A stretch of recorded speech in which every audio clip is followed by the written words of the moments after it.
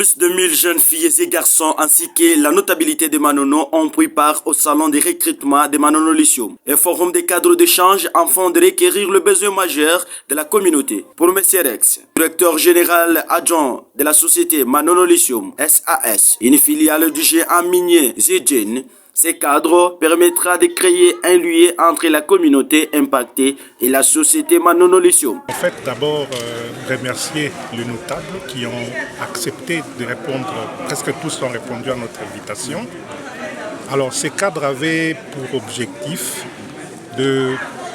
d'écouter beaucoup plus que de parler.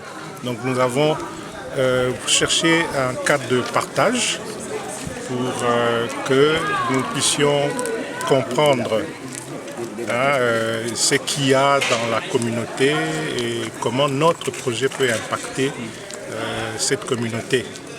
Donc il s'est agi en fait d'un échange d'un certain niveau pour recueillir les desiderata de la communauté et surtout pour créer ces liens-là qui va nous permettre de bien opérer dans cet environnement. Donc c'était dans cette optique-là que nous avons organisé cette activité qui s'est passée en 2 temps. Donc il y aura un 3e temps aussi, bien évidemment. Le premier moment, c'était ces cadres d'échange. Le 2e moment, c'est le salon de recrutement. Donc nous voulons puiser ici les talents, parce que les talents existent partout. C'est juste question de les chercher, de les dénicher.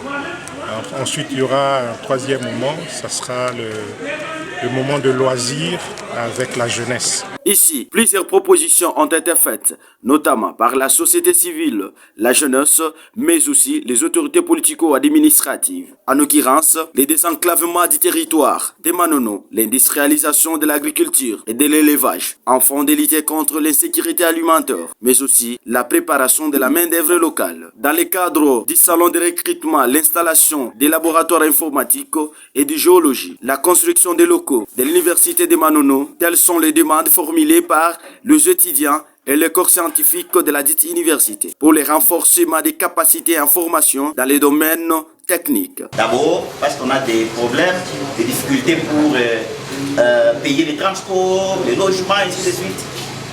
Payer les honoraires des enseignants. Est-ce qu'on ne peut pas nous aider pour que l'on puisse au niveau local, parce qu'à l'université on n'a pas tellement de gens qualifiés, que votre entreprise nous aide à nous déplacer les enseignants pour qu'ils viennent occuper nos jeunes dans cette université.